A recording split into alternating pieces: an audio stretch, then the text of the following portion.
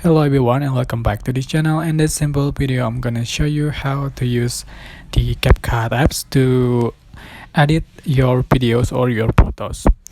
Alright, so after you download the CapCut apps, you can open it and just click new project to make an edit.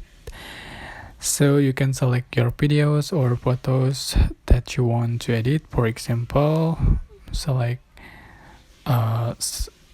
some photos to edit, and so here you can add the audio.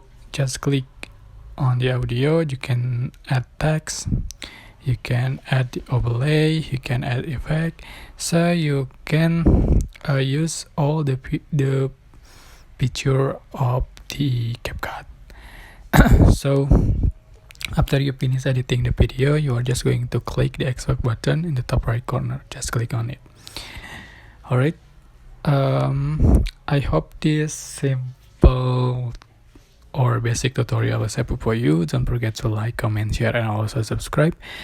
If you have any question, please leave in the comment section down below. Thank you so much for watching.